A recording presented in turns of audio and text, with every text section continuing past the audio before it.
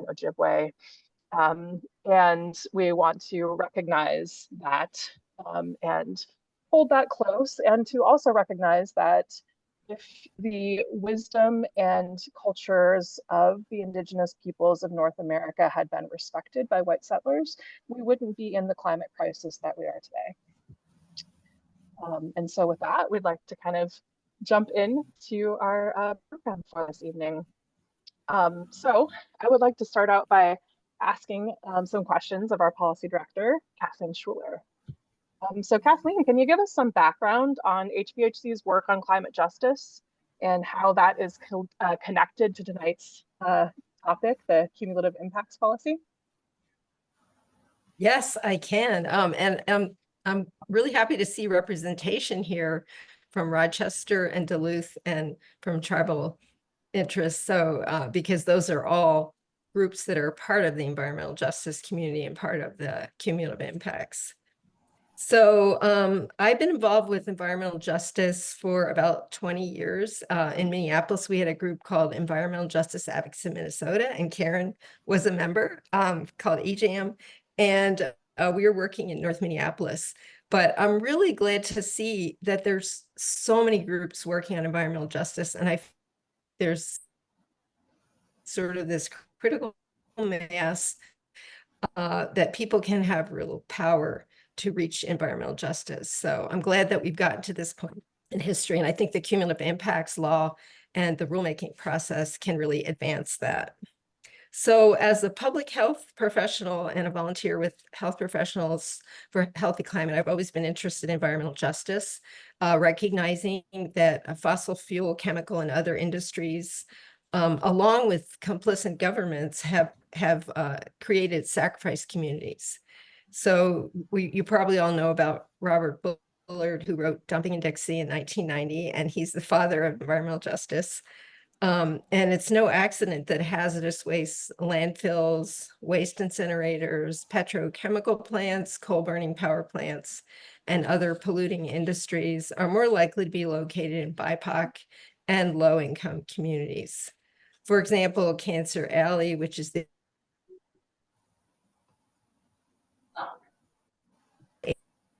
5-mile stretch along the Mississippi, continues to endanger the health of a largely African-American communities.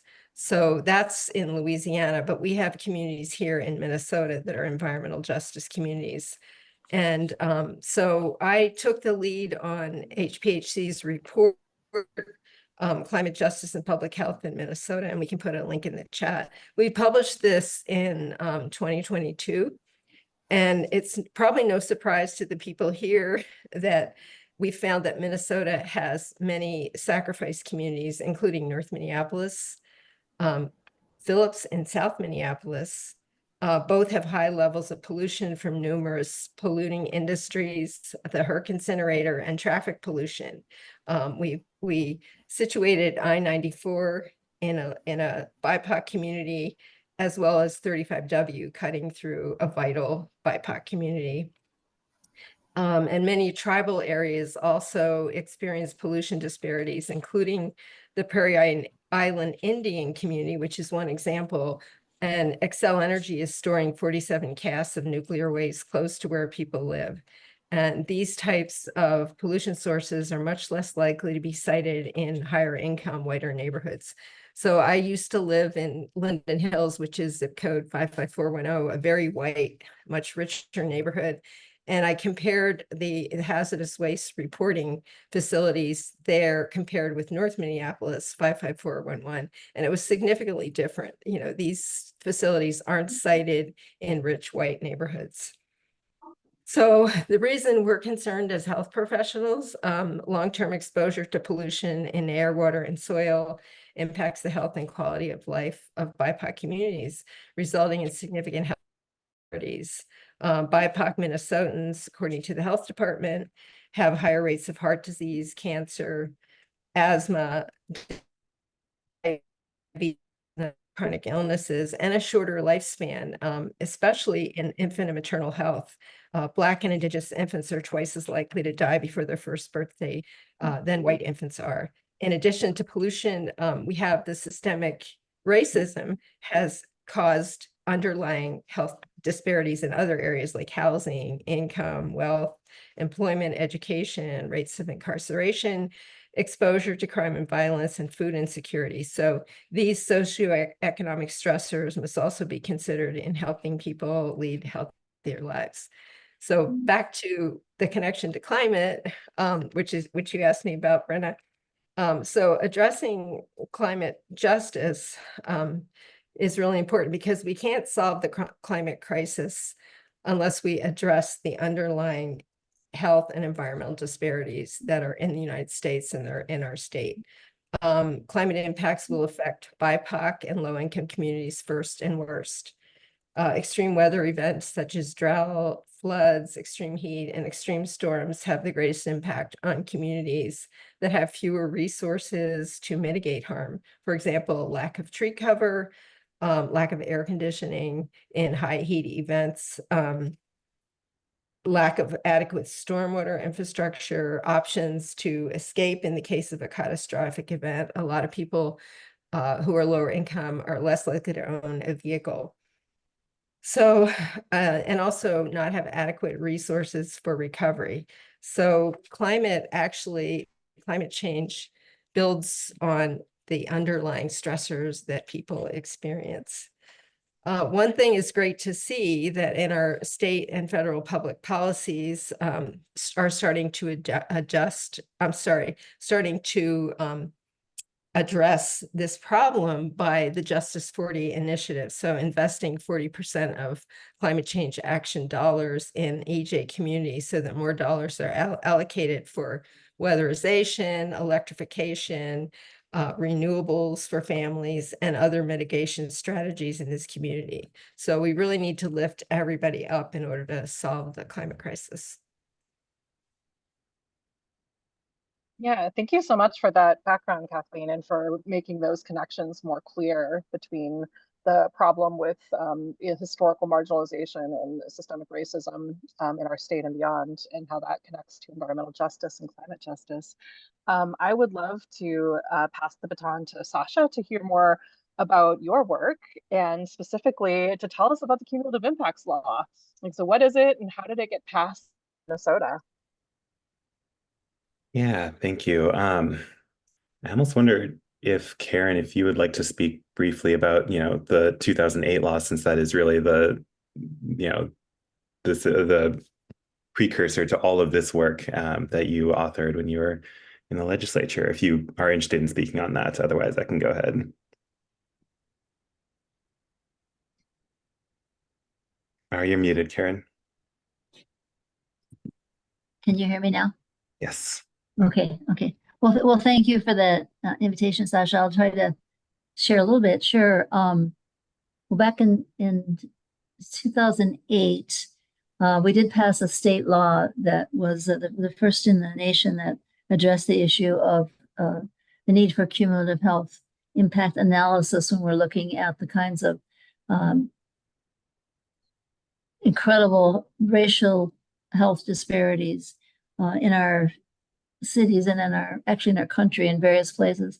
At the time, I was both a state legislator and working with the Women's Environmental Institute, which we call WI for short. And one of the things I can say about that is WI did a comprehensive mapping of those racial health disparities in Phillips neighborhood in South Minneapolis, and that became the basis for bringing forward a law in the state legislature to say that whenever there is pollution in a community that's majority people of color and Native people and low income communities, that we need to have a stricter standard, a higher standard for polluters to try to meet. Otherwise, they really can't locate within that community. And the effort was it was challenging. Let me just say, in the end, we were able to pass the law, but it was restricted to an area around the arsenic triangle, which is an area in East Phillips where the federal government and state government had recognized that we had a federal Superfund site for arsenic, residential arsenic. Many of our homes were not safe. Our yards were not safe to live with the level of arsenic that was there. I think I was number 3 of about 600 homes that had our lawns basically picked up by a big scoop truck, put in a truck and carried away to a landfill. And we tried to raise the issues of health disparities, mostly again by documenting and showing a map that we had with the transparencies. And it's interesting. It was very low tech presentation of what racial disparities and what environmental injustice actually look like when you put one thing on top of another: excessive asthma, cardiovascular disease, early, shorter lifespans, childhood lead poisoning. You put all those together, one on top of each other, indicating where they are located geographically in a community, and you have this very clear graphic demonstration of concentrated health problems related to environmental exposure. So that was the bill we worked on. I have to say that, make a long story short, it was good to pass that bill, and it did really help build a whole movement within a community of people who began to be able to describe what was on that map, and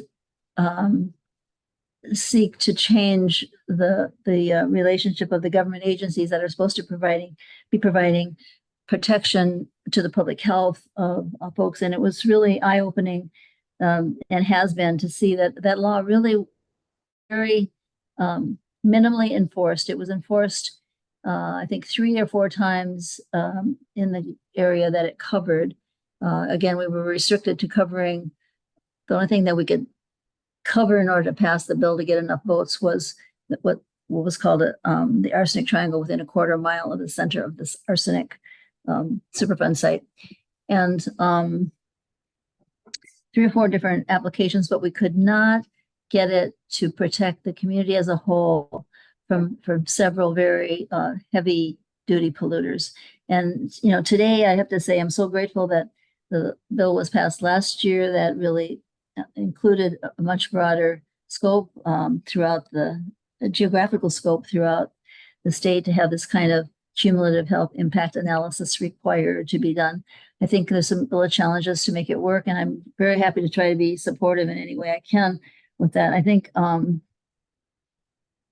there's still real basic education that a lot of public officials need, and the interests that oppose this, of course, are ones that seek to maintain economic and political power over the kind of communities that are impacted. So I want to say again, thank you for folks for inviting me. That was hopefully a short description of that law, and I look forward to seeing cumulative impact analysis really applied and actually enforced.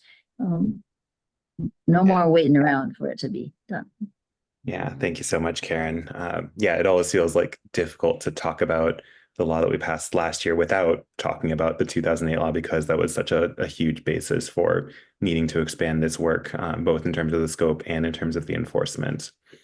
So I will give a brief overview of kind of the 2023 cumulative impacts law, and then we can go from there. So Karen did a great job of really explaining why cumulative impacts as a concept is important, especially with how these impacts are really geographically distributed in low income and BIPOC communities.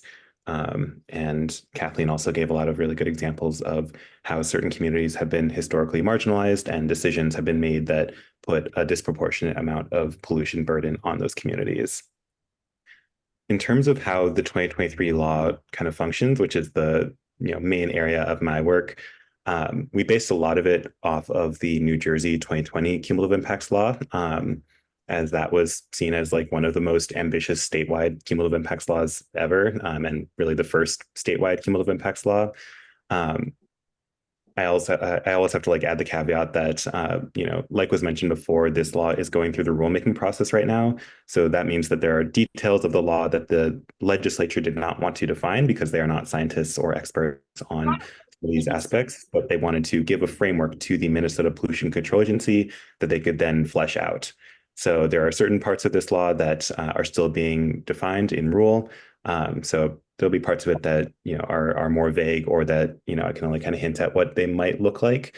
But in terms of how the current law works, or the most recent law works, is it starts by looking at environmental justice communities in the Twin Cities metro area, the 7-county metro area, Rochester, and Duluth. I'll add that the law technically does apply to tribal areas, like federally recognized Indian country is the term. But because those are also sovereign nations, they do not actually deal with the MPCA when it comes to permitting on the reservation land. And so I think the way everyone is kind of interpreting it is, if those tribes want the EPA, the federal agency, to use similar methods as the MPCA, they can, but we're not enforcing a state's law on a sovereign nation, because that is not how that works. So it currently primarily focuses on the Twin Cities, Rochester, and Duluth. It defines EJ areas or EJ communities using census data. So census data or census areas that are either 35% or more low income, 40% or more BIPOC, or 40% or more low English proficiency are considered environmental justice communities. This law covers any facility that has certain air permits that are either within an EJ census tract or within 1 mile of an EJ census tract, because we know that pollution does not, especially air pollution, does not just stay in one place. It moves all over the place, and we don't want a facility to get around this by siting itself like 1 block away from an EJ census tract and avoiding that. It also doesn't cover like every single air permit. I won't go into like all those details, because that's kind of getting into the weeds, but basically like any sort of like manufacturing facility, or anything that has the ability to pollute at a high level, even over a short period of time.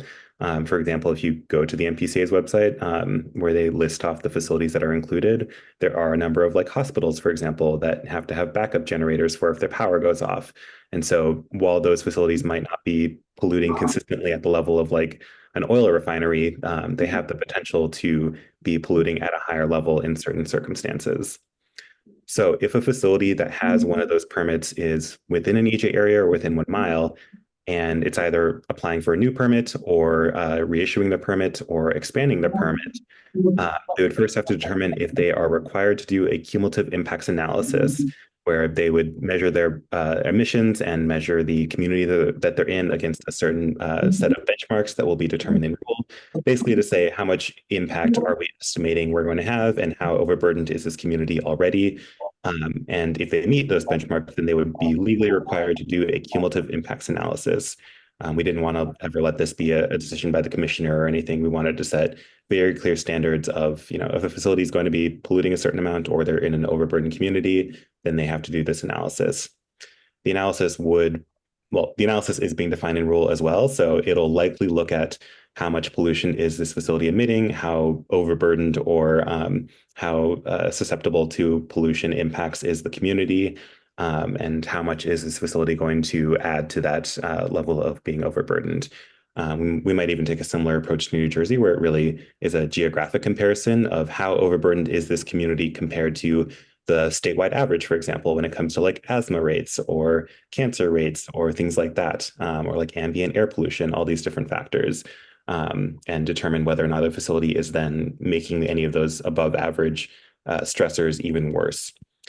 All that being said, that could change entirely based off of the rulemaking, but once the analysis is complete, the analysis would then determine whether or not that facility meets the definition of substantial adverse impact, which is a very important term that is also going to be defined in rulemaking, where essentially if a facility does meet that definition, which is saying that the facility is going to have a large adverse impact on the community, that is when the real teeth of this law kick in.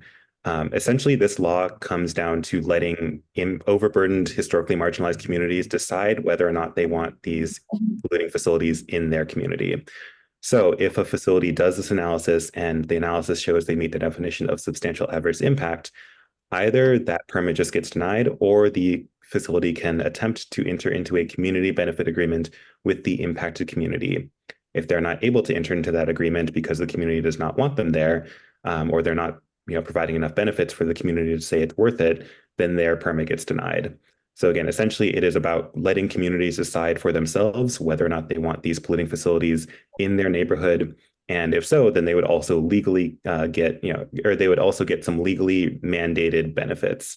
That could look like local hiring provisions. It could look like, planting better tree cover so that there is less the urban heat island effect. It could look like pollution mitigation. It could look like a lot of different things. Different communities would have different needs and desires. The one mandate of the community benefit agreement is that it has to include non-economic considerations. It can't just be saying that, this facility is going to provide X number of jobs and X number of taxes to the community. There has to be some level of non-economic considerations as well. So that is primarily how this law functions. Again, the core piece of it is to let communities that have been historically marginalized and are overburdened by pollution to decide whether or not they want these polluting facilities in their space. Yeah, thank you so much for that overview. It also feels like a lot to digest, of course, because there's a lot of aspects of how this rulemaking process is being implemented, the terminology you're using, all of that. So could you give a few more examples? And again, like from the work that you're doing with communities, but like how is this actually looking and working out for communities to be involved in this process to help determine if there's substantial adverse impact from a facility and to engage in these community benefit agreements? Like how does that process work? Yeah, so I guess there's kind of two ways to look at it. The first is that, the rulemaking itself is a community engagement process, especially for this law. In a lot of situations, a state agency will just kind of get a law that tells them to do rulemaking, or they'll cite an older law and say they want to do rulemaking, and then they'll, get some public comments and go behind closed doors and write their own rules. And then, 6 months later, you'll hear back from them and have some proposed rules. In this case, the law mandates that the Minnesota Pollution Control Agency does very robust public engagement to create these rules. And so this is where there's that opportunity for communities to really get involved with how do we want this law to work in practice. And so it really is like a matter of getting people first educated on the concepts themselves. Most people have never heard of cumulative impacts, for example. They don't know what rulemaking is. They don't know how this whole process works. And so they don't know what their voice being part of that actually means. And then once you educate people on kind of the background information of why this is important and how this could impact their lives, it's then a matter of what do you want this to look like? I would say one of the best examples of that is the part about a community benefit agreement, because that is a very hard to define process. And it's, very subjective as to what is the right way to do this. How are you first defining community? Is it just the census tract? Is it, a geographic radius? Are you including people that might commute to work at a facility, or are you just focusing on the census tract that is most overburdened? Who's representing that community to help negotiate that? Or is it a community-wide process? What do you do if a community is split on a decision of whether or not to allow a facility to be there? There's a lot of factors that play into this. And so that's why it really is important for people to get involved in these sorts of processes like rulemaking, so that this law is not just written by the MPCA and the corporations that want to see the rules written in a certain way. Beyond that, once the rules themselves are finalized, there will be lots of opportunities then for making sure that the MPCA properly enacts these rules, that facilities are actually doing the analysis, that the information is being made publicly available. There will be, I'm sure, plenty of lawyers that have to check each and every analysis and make sure that they actually looked at things properly and that they met their legally mandated requirements for all of that. And then, there's that public process around a community benefit agreement, where again, it is the community that is deciding whether or not to allow these facilities to be in these spaces. And so, that's why, again, it's kind of like a twofold thing of right now until the rules have to be finished by mid-2026. So there are still plenty of opportunities to get involved. And we're going to want people to be involved. We've heard that PCA generally wants to do the right thing, or at least the staff that are working on this want to make good rules, but they also have to go based off of what they're hearing at these public meetings and public comments. And so if they're hearing mostly from industry and from corporate lobbyists who say make these rules really weak and make them, less restrictive and all of that, do everything they can to undermine the rules or the law, then they're not going to try to enact very strong rules. But if they're primarily hearing from communities that are saying we are overburdened, our health is suffering, and it's affecting every part of our lives, we want a more strong say in these facilities and these choices in our communities, that gives the PCA a lot more both accountability and the ability to write stronger rules. So there's lots of opportunities, and I think this is like one of the most important opportunities within some of these regulatory processes, where oftentimes it is not nearly this accessible, it's not nearly as transparent as this has been so far, and a lot of our regulatory systems are not really set up for community input to actually matter that much, whereas this is very explicitly saying you have to take into consideration what communities want these rules to look like. And can I mention that the Frontline Communities Protection Coalition, of which we're a member, and Sasha representing COPAL and Clean Water Action, is kind of a group that can educate and advocate and activate communities to actually get out and give their input. And I think we have a link there. So there's groups like MCEA, Minnesota Environmental Partnership, EJ Table, Sierra Club, Climate Generation, a bunch of groups that really care about this issue and can advocate. Yeah, thanks for bringing that up. And definitely that's the meat of what we want to talk about, is like, how can people engage and get into the timeline that Sasha was kind of alluding to, right? Like, this process is happening until 2026, and there's going to be multiple opportunities for people to engage, and it's super important for people to engage. But also in the interest of that concept of engagement, I'd love to make sure to invite questions from everybody here, and discussion, right, of what people already know and are doing, et cetera. And I see that we already had a fantastic question from Alex in the chat that relates also to what Sasha was saying too, about how corporations and others can also be part of this process of helping to make the rule, right? But so Alex was asking, foresee large companies trying to buy their way into communities by paying off community members after analysis has shown that facility would have substantial adverse effects? And if so, is there a mechanism in the law to combat that? I can speak to that a bit. I definitely think it's a possibility. I was actually talking with Senator Jen McEwen earlier today about a lot of this, because she helped to pass this law and represents Duluth, where there has been a lot of industry trying to avoid environmental regulations. So I think it's definitely a possibility, and that really gets to, again, what I mentioned about how the community benefit agreement section of the rules is really tricky to define. Because like ultimately it should be community members making an informed decision. And I think the best we can kind of do is like make some sort of like community vote or petition process, where again, like there might be a proposed community benefit agreement that would allow a polluting facility to enter into a community, or to remain in a community.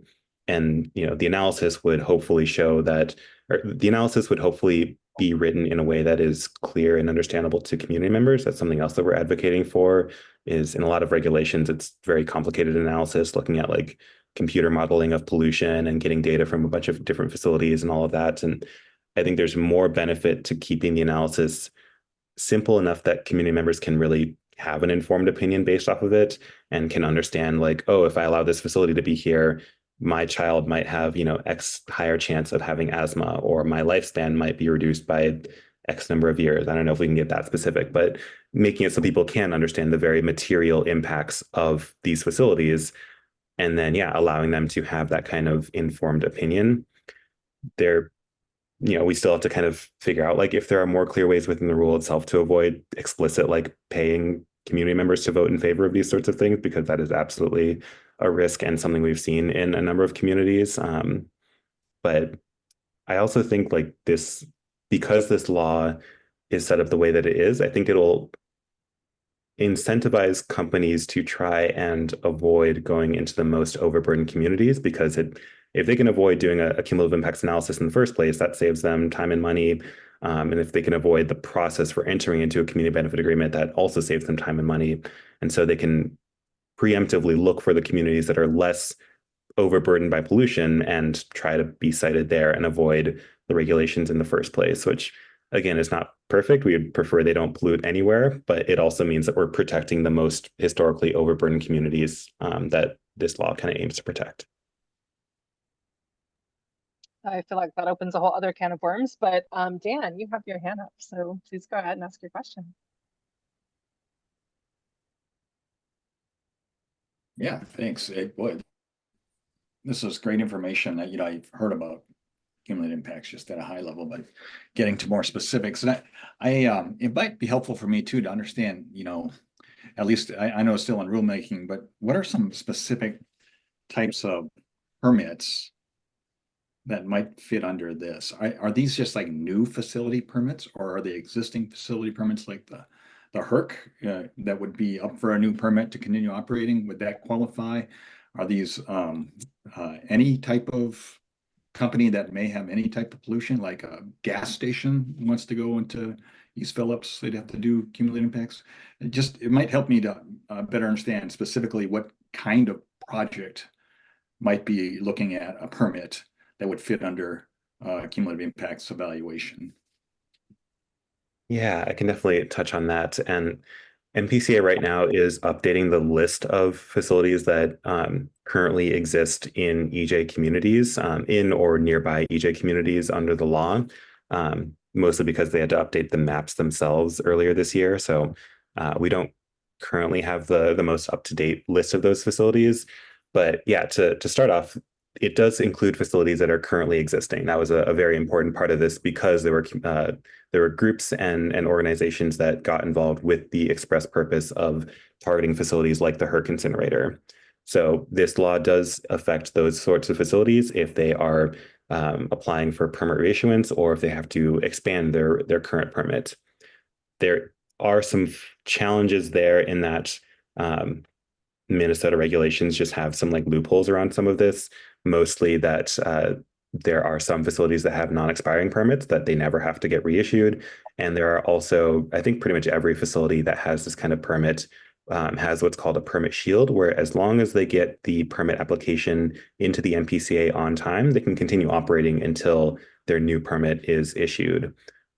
There's been plenty of examples where a facility will submit that paperwork and it'll take years, if not decades, for the MPCA to actually get around to doing that analysis for the permit and reissuing it. And so that's something that we'll probably have to address through policy in the next couple of years, because that is absolutely a loophole. But I think there's also opportunities for public pressure to kind of force the MPCA to start that analysis process for some of those facilities. There's also some other rulemaking happening around like air toxics right now that would potentially force a lot of these facilities to get their permits reissued in the next couple of years. So there might be a real possibility to impact a lot of these facilities in the next like 5 or so years. But yeah, it covers existing facilities as well as new facilities. And yeah, HERC is a great example of a facility. There's also things like the Smith Foundry that shut down recently in East Phillips. And like I mentioned, like bigger hospitals that might have to have like backup generators. And that's where like the part about benchmarks is kind of important. And that was something that MPCA really advocated for during the negotiation of this, is like there's going to be facilities that have like maybe pretty small generators that have to have them for certain reasons and aren't actually impacting like the health of a community. And so if their permit is more of a formality than actually measuring the impact, the benchmark section would be a way for them to avoid having to go through this whole other aspect of the regulatory process because they are not having an actual impact on the community. We still have to make sure that we set the benchmarks in a way that will ensure we protect communities and we're actually letting, the non-harmful facilities get by without it. But yeah, that's kind of how that's supposed to function. Was there any part of your question that I didn't answer? No, I that's helpful. And actually, Brenna just posted something about the different facilities the MPCA has a list of. So yeah, and I don't think that list will be too different once they update it. But there might be a few less facilities on the list. You know, one advantage is that this data is going to be more accessible for community members too, not just for the company that wants a permit. So it's very hard to interpret the data that's right now on the MPCA website, at least for me. But I think it's going to be empower communities to have this information about what's in their community. So I think that'll be another plus. Yeah, and to add on to that a bit, I'm pretty sure as part of this rulemaking, NPCA will create some sort of like map that really lays out how different communities are overburdened. And that'll be a really helpful visual aid for those who might not have that level of understanding about how pollution can impact people and, you know, the difference in pollution impacts in certain communities compared to others. That also could kind of back to the point I made before of like, facilities will probably want to avoid, especially new facilities will probably want to avoid having to go through this whole extra step in the regulatory process. They'll be able to look at that map and say, oh, this community is way less overburdened by pollution. So I probably wouldn't have to go through this analysis process if I cited myself there. And that might incentivize them to go to a less overburdened community and, you know, have less of an impact overall. Yeah, just curious. I'm looking at this list too. It looks like, you know, Alina, Mayo, St. Mary's campus. I'm curious because we are health professionals for a healthy climate. If there's, I don't know specifically what they're looking at in terms of those pollutions in the healthcare setting, but does anyone know? You know, is there opportunity to engage with those health hospitals and clinics about, hey, you know, this is there, maybe an opportunity to talk about waste reduction and pollution that is occurring in the healthcare field. Yeah, it would be interesting to see if any of those facilities submitted comments during the first round of rulemaking. I haven't looked at those, but that would be a good thing to do. Yeah, I could definitely look back at that as well. And I believe MPCA has a tool for like finding the actual permits for facilities like this. So in theory, we could also dig up their air permits and kind of read through them and see if there's any more insight we can glean from that as to why they have to have that kind of permit. I like I mentioned before, I remember hearing that like a lot of it is due to having like backup generators that have the potential to produce a lot more pollution in a short period of time. But I would definitely want to fact check that so that we are not missing an opportunity if there is one to say like, hey, this hospital is producing a lot of air pollution year round, and we should attempt that. And this law could also have an impact on that. So I think that's a really good and important point. And yeah, there is an. Oh, I'm sorry. I was just going to say the one drawback is it's air permits. And so, for example, like a pipeline might impact water. And so that's something that we want to expand the actual law in the future to include other types of pollution. So I'm actually, I'm work at Mayo Clinic and I'm an anesthesiologist involved with sustainability, healthcare sustainability. So it's interesting. I once I was reading through the list too of what that entails, and obviously we have backup generators to keep ventilators going and to keep machines going. So I if anybody has more or can clue me in or where to look at some of that stuff, that'd be interesting. Yeah, I don't have the stats off the top of my head, but I've definitely heard, you know, indications of the health sector being such a major contributor. You know, greenhouse gas emissions, air pollution, all those kinds of things. And you're right, Molly, that anesthesiology gases are a major source of that. But there's also waste incineration happening there. That's a different one. Other things too. So you know, I think that this is a fantastic segue into one of the main reasons that we're gathering as health professionals to discuss cumulative impacts. And that is like, what should we be thinking about as health professionals? Like, what is a role that we can take in this rulemaking process? And why is the cumulative impacts bill an important health policy? So kind of aiming that at Kathleen, but anybody is welcome to chime in. And clearly one of these is these climate smart healthcare initiatives, right? Like that we should be looking at the actual healthcare industry and where they are contributing to the problem, right? But other thoughts, Kathleen? Well, I think for clinicians, and I know, Molly, you're an anesthesiologist, but if you're in family practice or internal medicine or peds or OBGYN, you're seeing patients, and some people serve in environmental justice communities. So you're probably seeing more people with asthma attacks when we have air pollution events such as the wildfires. So, and health professional voices are really important because you see the people that are being affected, you see the health effects. And I think health professionals can speak out. I mean, we'll help you if you want to do an op-ed. There's going to be opportunities to speak at public hearings. There's going to be public hearings when they go through rulemaking.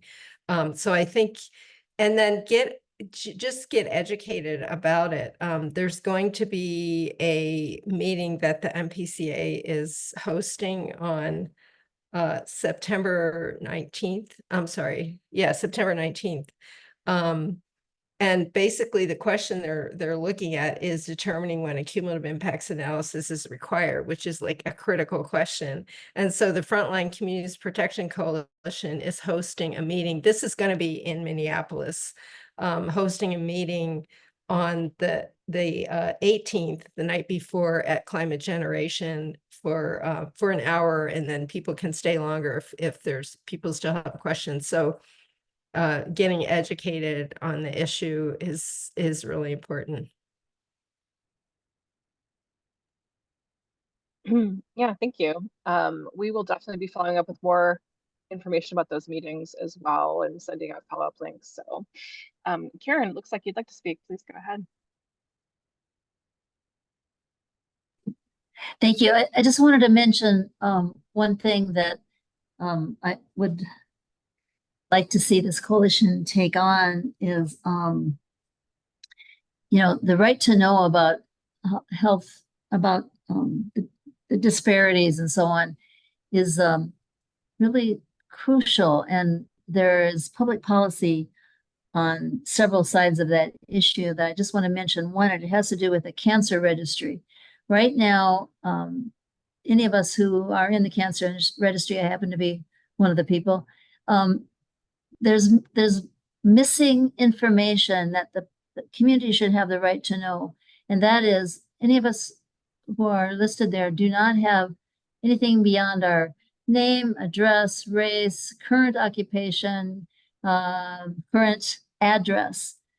And what's missing is the documentation of where people have lived and where they have worked during their life. That's not at all captured in that. And so we don't know a lot of things about geographical impacts of cancer, because people live one place, they're working at a particular job, they go someplace else.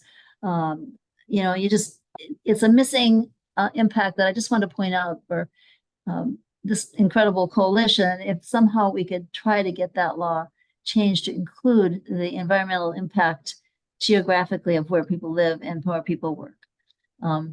This is one of the things when I left the legislature that I was sad I was not able to change.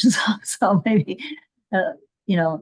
folks here can help change that. And it's really, it's a place where our public health, state health, and local health departments sometimes have been with us, but mostly not on this issue. Thank you. Yeah, Karen, that's a really good point. And obviously cancer is really hard to study. And if you know where people live, it's easier. There was one study that the health department did comparing Northeast to North Minneapolis rates of cancer, certain cancers. And they did find that certain cancers were higher in the people that lived in North Minneapolis versus Northeast, a difference in income, a difference in race. I don't have the link handy, but I can send that. We can send that and follow up. Yeah, these are fantastic points. Again, like so much appreciation for all the work that you did, Karen, and are continuing to do, and for bringing up these great points. I know we're getting near the end of the hour here. I want to make sure that we open up the opportunity for anyone else to ask questions, but also to share comments. Like, what are you thinking, after hearing about this bill and what you, previously maybe have heard? Can this cumulative impacts bill make a difference? And is it actually paving a way to undo some historical environmental justice harms, or is it going to go far enough? What are you thinking?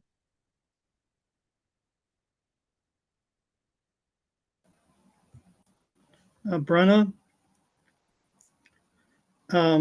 at this moment, of course, I'm not a healthcare provider or professional, but I guess right now I'm kind of sitting here thinking about how do we engage the greater community as far as public awareness and where these communities can go for either resources, support, and then also how to use the media and various information and news sources to share this story. So that's something I would be particularly interested in. Yeah. Yeah, definitely. I would say that's something that we're definitely going to be trying to communicate as we can at HPHC. The Frontline Communities Protection Coalition is definitely going to be working on that, trying to engage folks, find and facilitate opportunities. Our comms director, Rachel, probably has some thoughts on how we can work with media. Any thoughts there? Yeah, so I think to the point of public awareness, I think anytime we can get anything pitched in terms of like an op-ed or sometimes I think of like how many places I go in my community where there are flyers, for things and just like little things like that. And of course that takes time and the ability to have time to go travel to these meetings. But for me, that also brings up this question of so Kathleen had mentioned that the MPCA, Minnesota Pollution Control Agency, is hosting like a listening session or a community session coming up in late September. And then that makes me think about, do we happen to know like the schedule for other parts of the state? So Rochester, Duluth, are there other areas? And how can people access that information? So when there is a community meeting held by the MPCA in their community, how can folks kind of learn how to go to it and participate in it? Thank you for that prompt, Rachel. So the link, there's a link in the chat to the MPCA and you can sign up and they'll notify you of meetings. But there is a meeting, there's going to be a meeting scheduled in October in Rochester. So we definitely want to work with you, Molly, and other health professionals in Rochester, maybe to hold like an individual meeting with the Frontline Communities Protection Coalition. So we'd love to coordinate with you on that. And to get people to, tell them about the meeting and get them to attend if they're able to. Yeah, and like I mentioned, like this is a long rulemaking process. I think there'll be many more community meetings. Last month was the one in Duluth, so we might be a few months away from another one in Duluth, but I think there'll be at least a few more meetings both in Duluth and Rochester, and I'm sure plenty more in the Twin Cities. So still lots of opportunities. And yeah, the links that Kathleen mentioned are definitely good ways to stay involved. Out of curiosity, Ricky, is there anything that you would like to share about what might be happening at Fond du Lac regarding this cumulative impacts process, if you're aware? Not to put you on the spot, but we'd definitely love to hear how that might be happening in your community.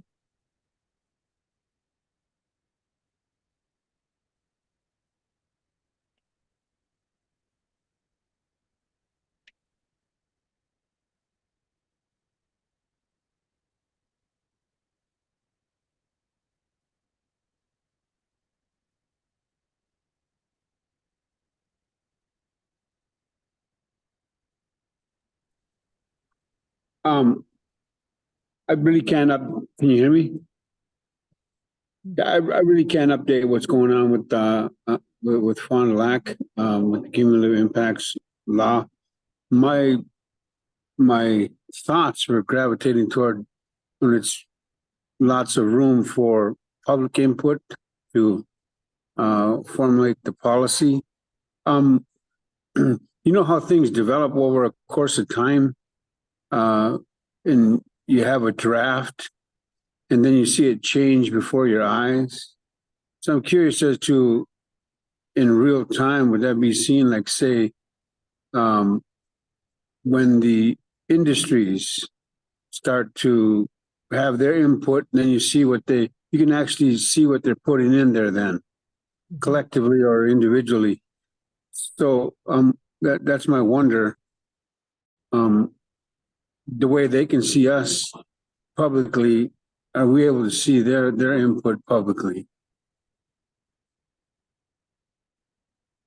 Yeah, and like Sasha pointed out, this is going to be a long process, and there'll be several opportunities for public comments, and we can look at what the industry is saying, and we can push back against that and make the arguments for why we need to protect communities. But that's a really good point. Yeah, and we definitely been seeing industry show up at some of these like public meetings. I also would not be surprised if they're having one-on-one meetings with the MPCA that are off the records. I think the MPCA is only required to like publicize the official public comments that are recorded either at a community meeting or through their website. So there's definitely some concerns about that. And that's why it's even more important that folks show up to these in-person meetings and advocate for the community. And even just submitting comments online through the MPCA's website on this is really impactful. Yeah, I've seen it done before where you have something set and then it goes behind closed doors and it gets changed in the last, and then you got like a deadline. So, yeah, that's what I was worried about. Yeah, this brings to mind that this could be work for the new People Not Polluters coalition to engage with as well. So this is a new coalition initiative to push back against agency capture by polluters, by industry. So I wonder, I mean, that might be something to check in with. I haven't been able to follow the most recent meetings of that coalition, but if they've been trying to publicize previous grievances, right, of cases where the agencies have made decisions more in favor of polluting industry than in favor of the people. And so I wonder if they're going to be doing any sort of like forward thinking about ways to, continue to push and try to shed light on what might be happening currently with cumulative impacts. So that's something that could be that we as coalitions could all be involved in as well, perhaps. Yeah, the two are closely, they're definitely related. And the strategy with People Not Polluters is to have some legislative hearings to highlight some of the case studies, like Line 3 and others where things got approved and there was definitely agency capture. So.